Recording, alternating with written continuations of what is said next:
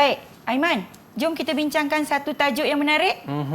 Saya nak bagi satu tajuk yang berkenaan dengan telefon bimbit ataupun telefon pintar. Pada saya, Aiman, telefon pintar tu penting dalam kehidupan. Apa pandangan Aiman? Mengarut je lah. Mana ada telefon pintar ni penting pun. Ni semua melalaikan je. Oh, Aiman nampaknya tak bersetujulah dengan tajuk saya ni. Tak setuju. Aiman, ya pun Aiman tak bersetuju dengan tajuk ni. Sebenarnya ada cara kita nak menolak pandangan seseorang tu. Oh, ada cara. Habis tu caranya macam mana tu?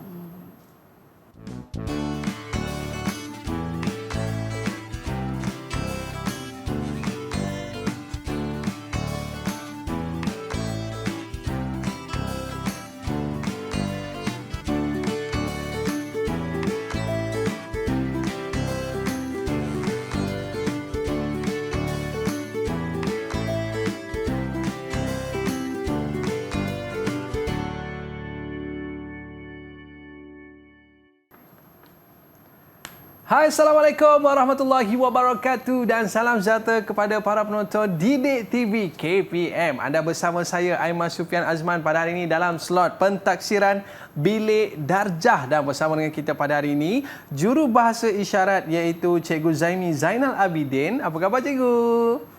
Baiklah, terima kasih cikgu kerana bersama dengan kita pada hari ini. Dan bersama dengan kita pada hari ini guru kesayangan kita iaitu Cikgu Hasfariza Abdul Hamid daripada Sekolah Menengah Kebangsaan Kampung Soeharto, Kuala Kubu Baru, Selangor dalam slot pentaksiran Bilik Darjah dalam bahasa Melayu tingkatan 4 dan tingkatan 5. Apa khabar cikgu? Khabar baik. Aiman, apa khabar? Baik, Alhamdulillah. Terima kasih cikgu kerana bersama dengan kita pada hari ini dalam slot pentaksiran Bilik Darjah. Boleh cikgu, kita nak mulakan sekarang? Ya, boleh. Okey, dipersilakan cikgu. Okey, terima kasih Aiman. Baik, saya mulakan slot pada hari ini dengan pengenalan PBD. Baik, murid-murid sekalian, PBD ni secara umumnya merupakan satu pentaksiran ataupun satu proses yang mana dilakukan secara berterusan di dalam bilik darjah. Yang mana tujuannya adalah untuk mendapatkan maklumat tentang perkembangan siapa? Perkembangan murid, ya, kemajuan murid, kebolehan dan penguasaan murid terhadap matlamat kurikulum yang dihasratkan. Maknanya lebih kepada standard kandungan dan juga standard pembelajaran. Itu secara umumnya lah. Baik, nak tanya sikitlah kan anak-anak di rumah ataupun murid-murid di rumah ni, apa itu PBD sebenarnya? PBD ni, saya dah ulang tadi kan, saya dah sebut adalah proses untuk mendapatkan maklumat ya tentang perkembangan murid yang dirancang oleh guru.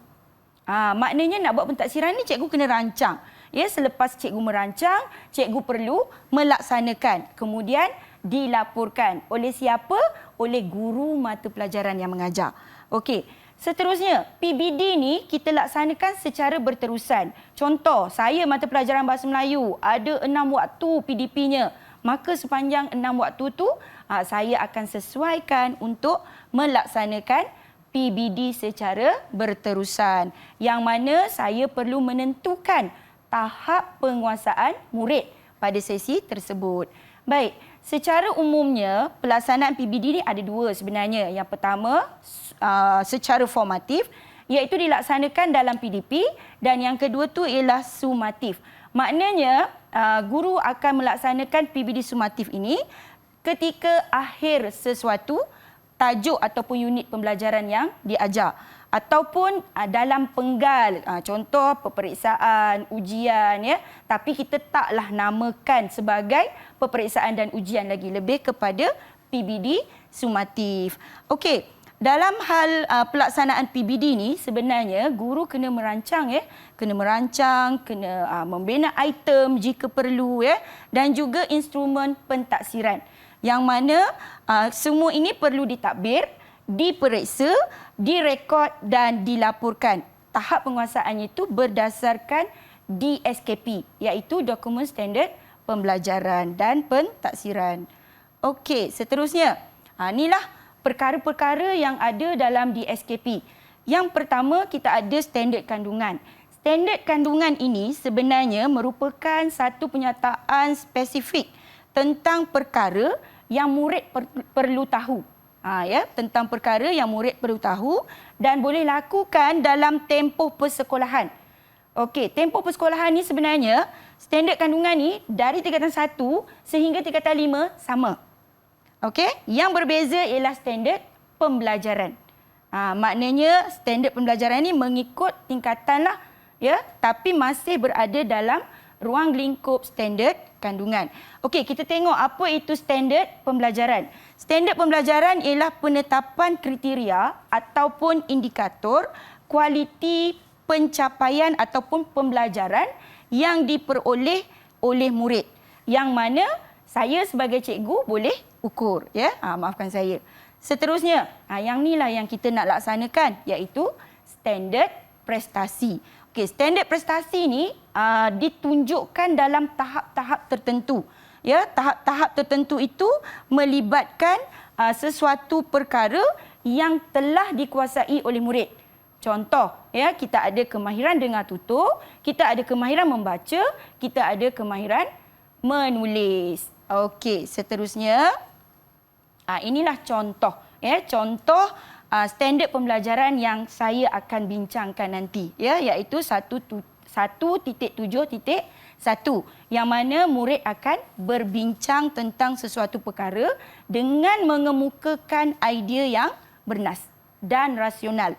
Okey, tentang apa? Tentang sesuatu perkara. Baik, seterusnya, ini adalah contoh. Contoh standard prestasi untuk kemahiran mendengar dan bertutur. Okey, ada 6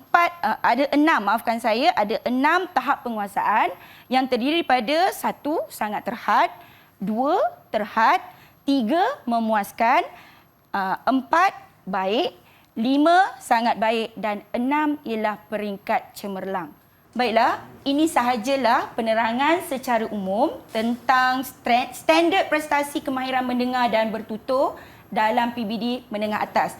Baiklah Aiman, kembali kepada Aiman. Baiklah cikgu, baru saya faham kenapa salah saya membantah sebentar tadi cikgu. Rupanya ada cara untuk kita lakukan. Baik cikgu, kita nak berehat seketika. Para penonton jangan ke mana-mana, kembali selepas ini di Didik TV KPM.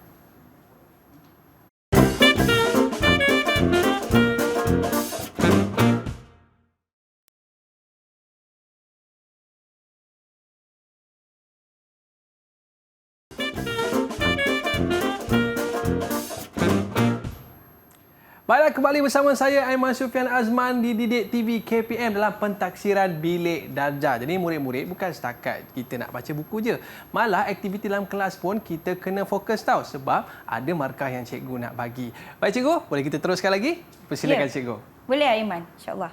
Baik, untuk seterusnya kita nak tunjukkan apa yang akan dilaksanakan di dalam kelas. Okey, secara mudahnya adalah pelaksanaan PBD. Sebelum saya terangkan bagaimana PBD itu dilaksanakan, ini adalah standard kandungan yang saya pilih, iaitu 1.7.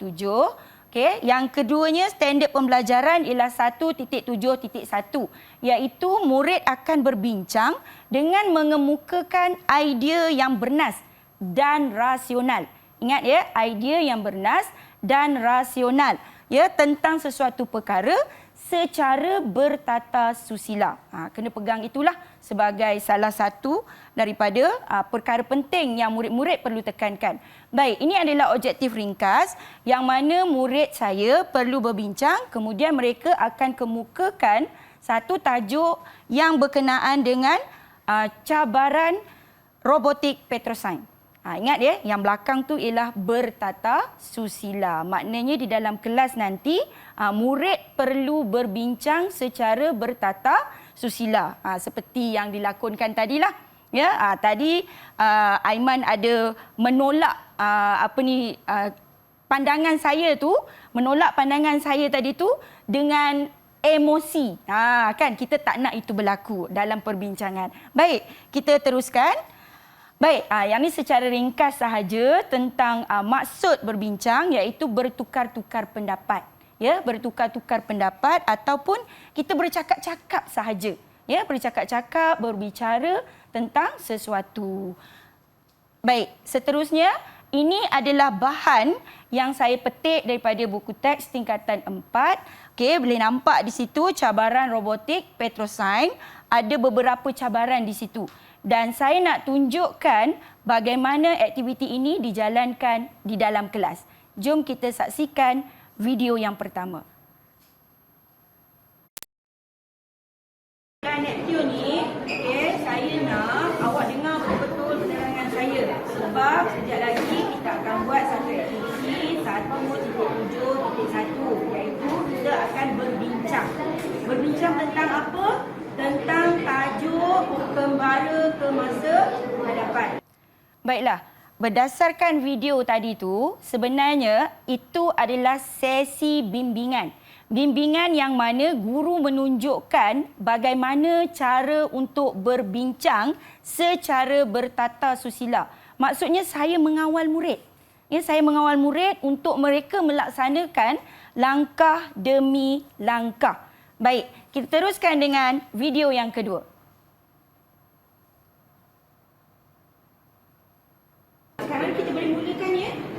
Kita dengar dulu bagaimana Azlina nak memulakan perbincangan dengan teknik yang saya ajar tadi. Baiklah, dalam video kedua pula dipaparkan di situ sesi bimbingan masih lagi melibatkan guru dengan murid.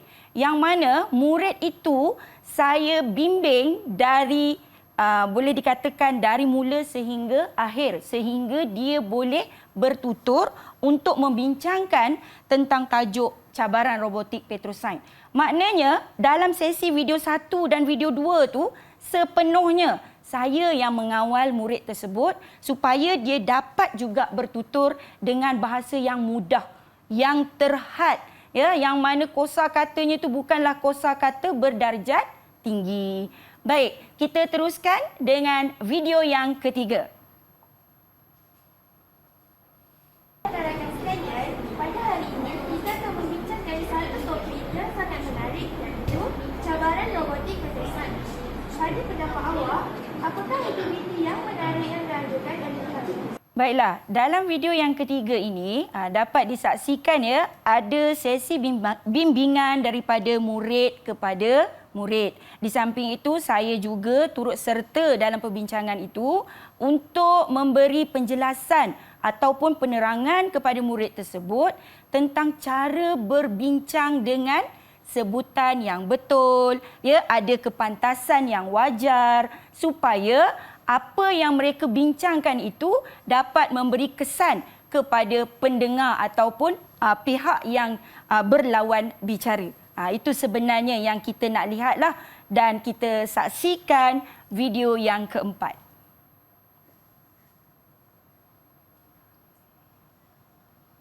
Kepada rakan-rakan sekalian, baiklah rakan-rakan sekalian, hari ini kita akan membincangkan satu topik yang sangat menarik, iaitu cabaran robotik Petrosains.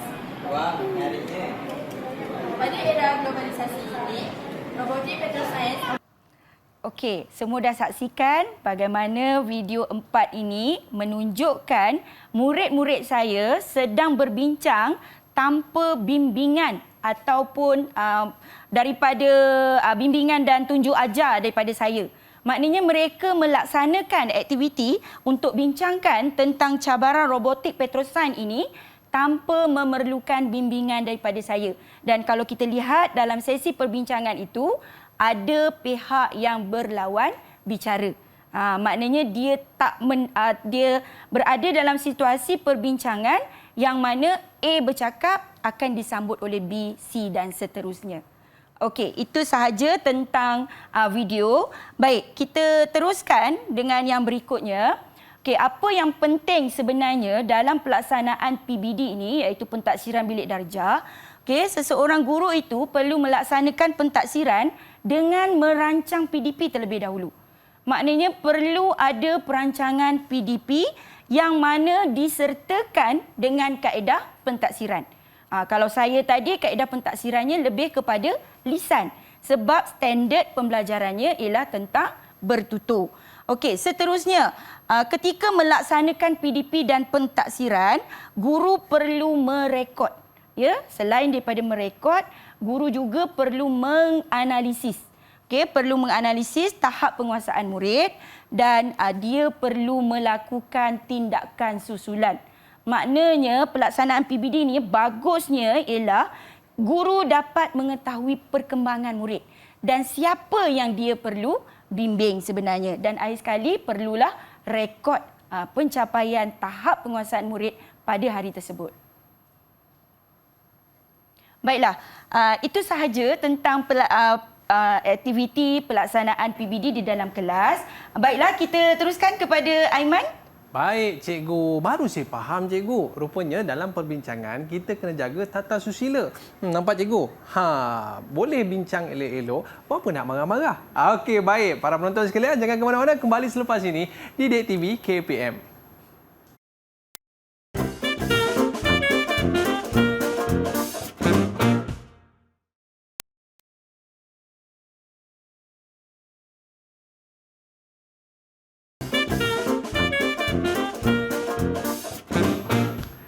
Baiklah, kembali bersama saya Aiman Sufian Azman di Didik TV KPM dalam slot pentaksiran bilik darjah. Dalam menghasilkan satu keputusan ataupun satu perkara yang menarik, kita perlu buat perbincangan. Betul kan, cikgu?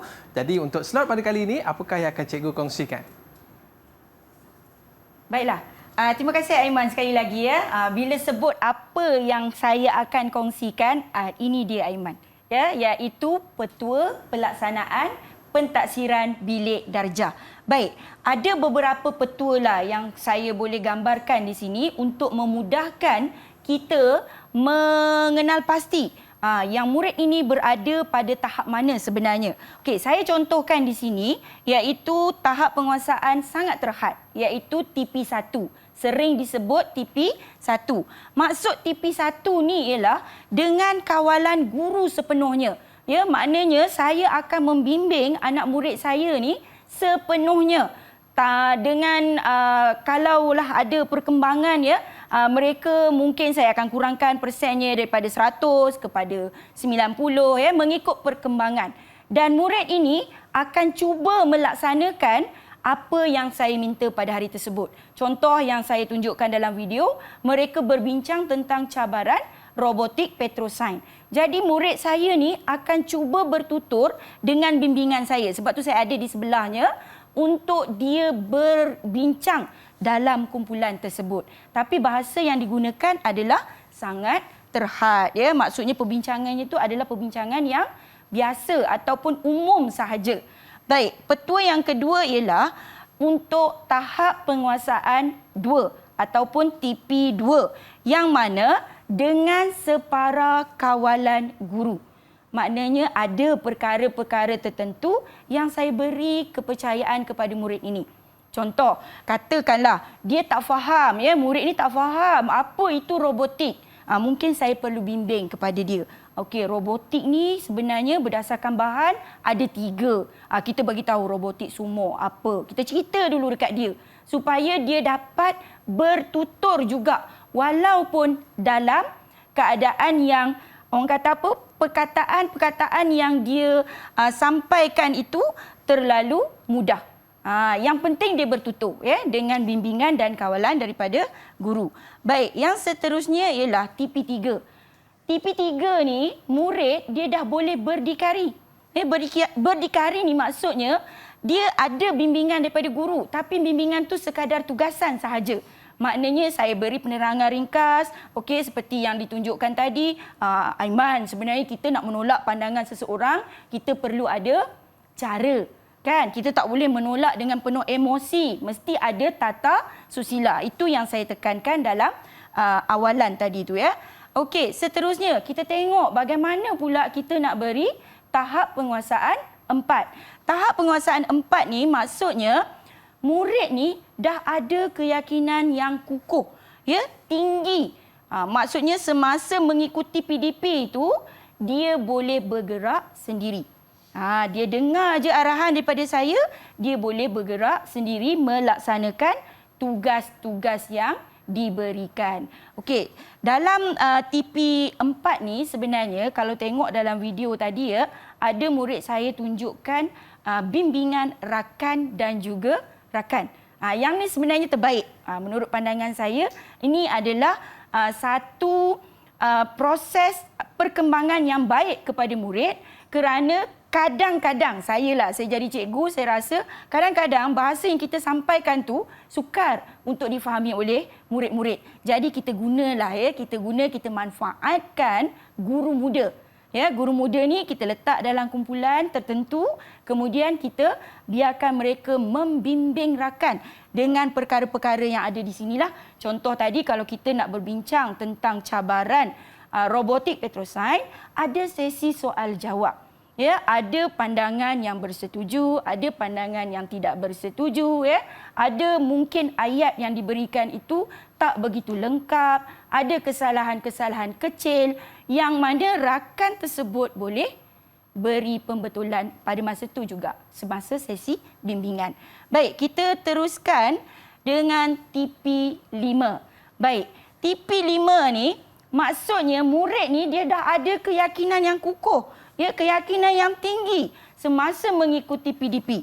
Yang mana dia boleh manfaatkan untuk diri dia sendiri dan dia boleh menjelaskan kepada orang lain.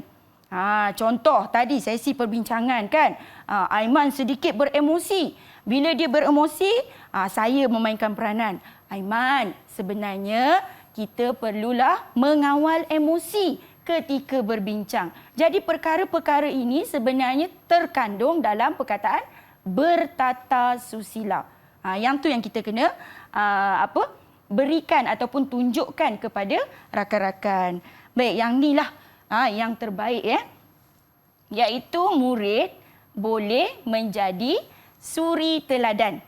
Suri teladan di sini bermaksud murid ni boleh bertindak sebagai guru.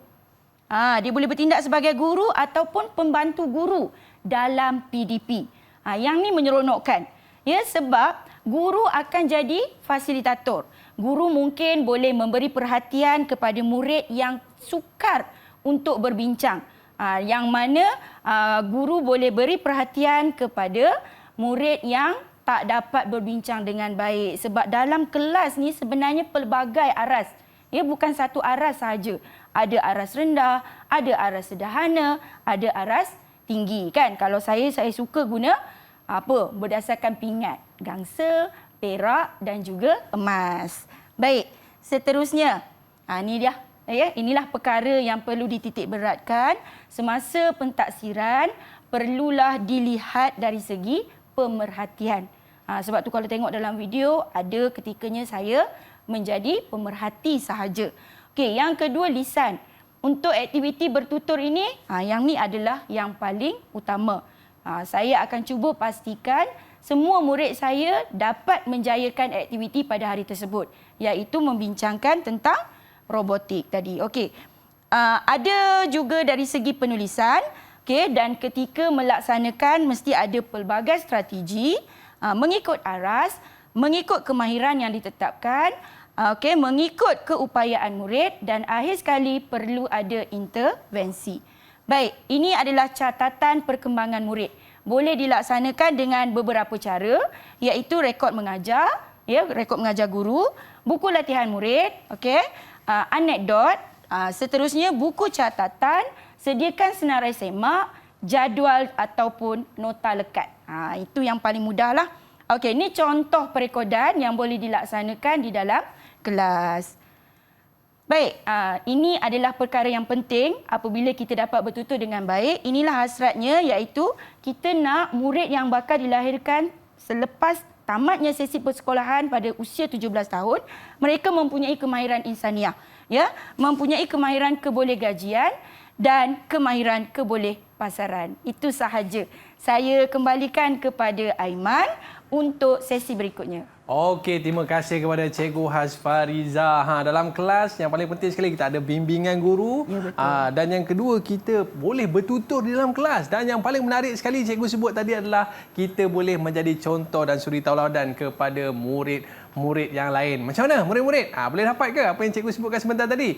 Dan sudah semestinya inilah langkah untuk cikgu menjadikan anda semua pelajar yang cemerlang. Kita nak ucapkan terima kasih kepada cikgu kerana bersama dengan kita pada hari ini. Ada rezeki kita jumpa lagi murid-murid. Bye-bye. Jumpa lagi. Assalamualaikum warahmatullahi wabarakatuh. Assalamualaikum.